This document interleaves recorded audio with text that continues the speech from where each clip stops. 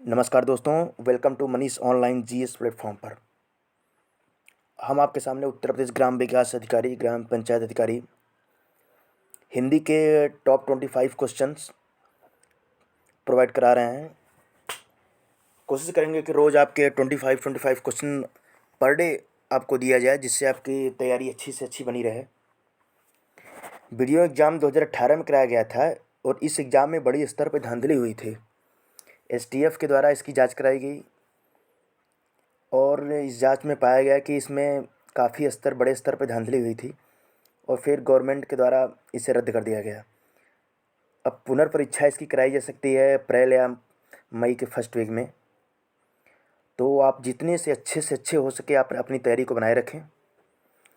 Video exam में 50 Hindi, 50 reasoning एवं 50 GS के क्वेश्चन प्रोवाइड कराए जाते हैं। इसमें 1/2 माइनस मार्किंग भी है। जितने भी बच्चों का वीडियो एग्ज़ाम 2018 नहीं हुआ, उनको पुनर्परीक्षा देने का मौका मिलेगा। अतः इस एग्ज़ाम में आप अपने तैयारी को अच्छे से अच्छे बनाए रखें, जिससे कि आप एक सीट अपना पक्का कर सकें। अगर चैनल अच्छा लगे तो प्लीज़ चैनल को सब्सक्राइब कर दीजिएगा। साथ ही बगल में स्थित बेल आइकन को दबा दीजिएगा, जिससे कि आने वाली नोटिफिकेशन आपको बराबर मिलती रहे। तो चलिए दोस्तों, शुरू करते हैं हिंदी के टॉप 25 क्वेश्चंस। क्वेश्चन नंबर 1, पूर्वी हिंदी किस अपभ्रंश से विकसित हुई है? पूर्वी हिंदी किस अपभ्रंश से विकसित हुई है? Option number A Magadhi Hindi, option number B Sauraseni Hindi, option number C Ardhamagadhi Apabhramsha, option number D इनमें से कोई नहीं। तो आप लोग कोशिश कीजिए इसमें से कौन सा ऑप्शन सही होगा। तो इसका राइट आंसर है पूर्वी हिंदी अर्धमागधी अपभ्रंश से विकसित हुई है। देखिए, पूर्वी हिंदी इसके अंतर्गत 3 बोलियाँ आती हैं: अवधी, बघेली और छत्तीसगढ़ी।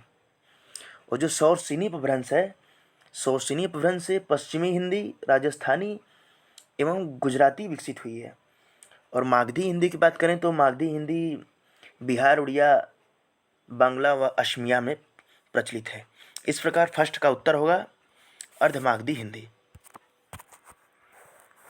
क्वेश्चन नंबर 2 देखिएगा, लिंग भेद में किसका रूपांतरण नहीं होता? लिंग भेद में किसका रूपांतरण नहीं होता? ऑप्शन नंबर ए संज्ञा, ऑप्शन नंबर बी सर्वनाम, ऑप्शन नंबर सी विशेषण, ऑप्शन नंबर डी कारक। तो इसका आंसर होगा लिंग भेद में जो कारक होते हैं उसका रूपांतरण नहीं होता है। लिंग भेद में कारक का रूपांतरण नहीं होता है। क्वेश्चन नंबर 3, वह किस प्रकार का सर्वनाम है? वह किस प्रकार का सर्वनाम है? दोस्तों, ये क्वेश्चन टाइपिंग मिस्टेक में गलत हो गई है। वह की जगह वे होगा। वे किस प्रकार के सर्वनाम है? तो क्वेश्चन देखिएगा, निश्चयवाचक सर्वनाम, अनिश्चयवाचक सर्वनाम, निजवाचक सर्वनाम, संबंधवाचक वाचक सर्वनाम। तो इसका राइट आंसर होगा निश्चयवाचक सर्वनाम। वे जो निश्चयवाचक सर्वनाम है। निश्चयवाचक सर्वनाम कहते किसे हैं? जिस सर्वनाम से वक्ता के पास या दूरी की किसी वस्तु के निश्चय होने का बोध होता है। जिस सर्वनाम से वक्ता के पास या दूर की किसी वस्तु के निश्चय होने का बोध होता है उसे निश्चयवाचक सर्वनाम कहते हैं। जैसे कि एग्जाम्पल के बारे में देखिए कि वे लोग मेरे रिश्तेदार हैं, तो इसमें वे लगा है, तो इस प्रकार वे निश्चयवाचक सर्वनाम होगा। क्वेश्चन नंबर 4, हवन की सामग्री के लिए क्या शब्द होगा? हवन की सामग्री के लिए क्या शब्द होगा? ऑप्शन नंबर ए छवि, ऑप्शन नंबर बी हवि, ऑप्शन नंबर सी कुंड, ऑप्शन नंबर डी रवि। तो देखिए क्वेश्चन, आप लोग मिलाइए उत्तर कौन सा सही होगा।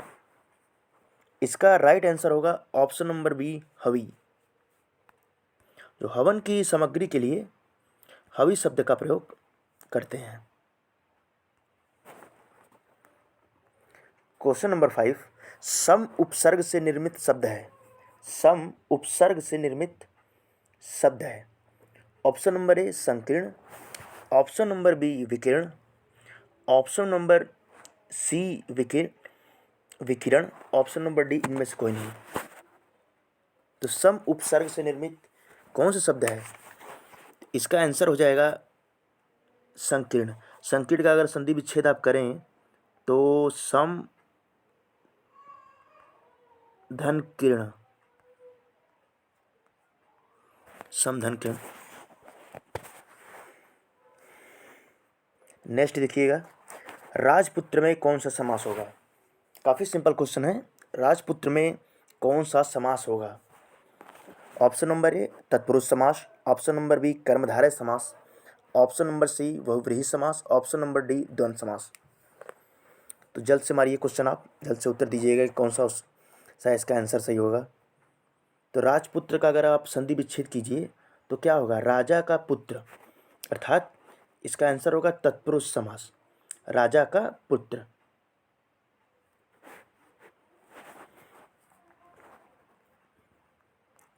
क्वेश्चन नंबर 7 देखिएगा, नाक काटना मुहावरे का अर्थ है। नाक कटना, नाक काटना मुहावरे का, यहाँ टाइपिंग मिस्टेक हो गया है। यहाँ पे नाक काटना की जगह यहाँ कटना होगा।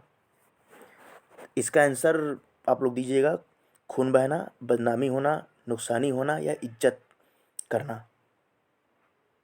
तो नाक कटना अर्थात बदनामी होना, इसका कौन सा आंसर हो जाएगा? बदनामी होना। क्वेश्चन नंबर 8, कौन सा शब्द भाववाचक संज्ञा नहीं है? कौन सा शब्द भाववाचक संज्ञा नहीं है? ऑप्शन नंबर ए मिठाई, ऑप्शन नंबर ए चतुराई, ऑप्शन नंबर सी लड़ाई, ऑप्शन नंबर डी इनमें से कोई नहीं। तो जल्द से जल्द उत्तर दीजिए आप लोग कि इनमें से कौन शब्द भाववाचक संज्ञा नहीं है।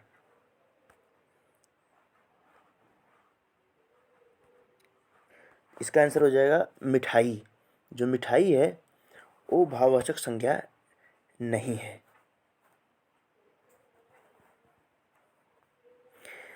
देवभाषा कौन सी भाषा है? देवभाषा कौन सी भाषा है? हिंदी, पाली, संस्कृत या खड़ी बोली? काफ़ी सिंपल साधारण सा क्वेश्चन है, इसका उत्तर दीजिएगा आप लोग। देवभाषा कौन सी भाषा है? देवभाषा संस्कृत की भाषा है। देवभाषा कौन सी भाषा है? संस्कृत। क्वेश्चन नंबर 10, मानक हिंदी से क्या तात्पर्य है? मानक हिंदी से क्या तात्पर्य है?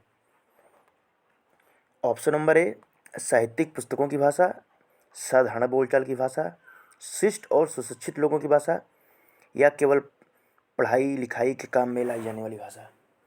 तो आप लोग जल्द से जल्द उत्तर दीजिए कि मानक हिंदी से क्या तात्पर्य है। तो दोस्तों इसका उत्तर हो जाएगा शिष्ट और सुशिक्षित लोगों की भाषा जो होती है वो मानक भाषा कहलाती है। य र ल व कौन सा व्यंजन, य र ल व कौन सा व्यंजन है? या इस प्रकार से कह सकते हैं य र ल व क्या है? ऑप्शन नंबर ए स्पर्श, ऑप्शन नंबर बी ऊष्म, ऑप्शन नंबर सी अंतस्थ या ऑप्शन नंबर डी इनमें से कोई नहीं। तो य र ल व को क्या कहते हैं? देखिए य र ल व की बात करें तो यह जो इसका उत्तर हो जाएगा यह अंतस्थ है, अंतस्थ व्यंजन की श्रेणी में आता है। और स्पर्श की बात करें तो स्पर्श में क ख ग घ ङ क हो जाएगा, ख हो जाएगा, घ, ये सभी स्पर्श व्यंजन आते हैं। और अगर ऊष्म की बात करें तो उस व्यंजन में स, ख, स, ह, ये जो चार हैं ये उस व्यंजन के अंतर्गत आते हैं। क्वेश्चन नंबर 12, इनमें व्यक्तिवाचक संज्ञा कौन सी है? इनमें व्यक्तिवाचक संज्ञा कौन सी है? ऑप्शन नंबर ए पर्वत, ऑप्शन नंबर बी सोना, option number C Ganga, option number D मनुष्य। तो जल्द से जल्द इसका उत्तर दीजिएगा आप लोग, इनमें से कौन व्यक्तिवाचक संज्ञा? व्यक्तिवाचक संज्ञा की बात करें तो इसमें जो गंगा है वो व्यक्तिवाचक संज्ञा की श्रेणी में आती है। और अगर मनुष्य की बात करें तो मनुष्य और पर्वत जो है वह जातिवाचक संज्ञा की श्रेणी में आती है, और सोना जो है वो द्रव्यवाचक संज्ञा है।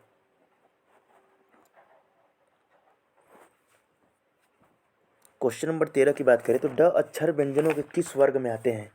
ड अक्षर व्यंजनों की किस वर्ग में आते हैं?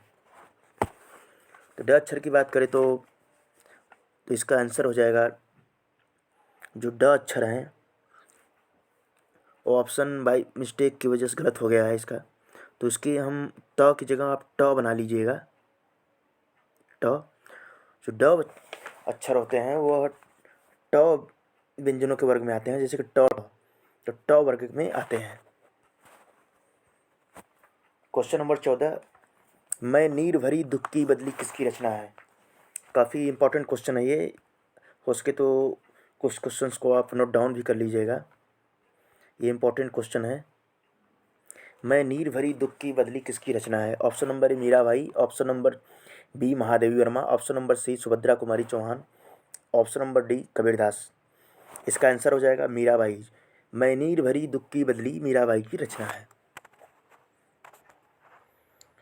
क्वेश्चन नंबर 15, निस्दिन बरसत नयन हमारे, सदा रहत पावस ऋतु हम पर जब से श्याम सिधारे, पंक्तियों में कौन सा रस होगा? क्वेश्चन नंबर 15 फिर से देखिएगा।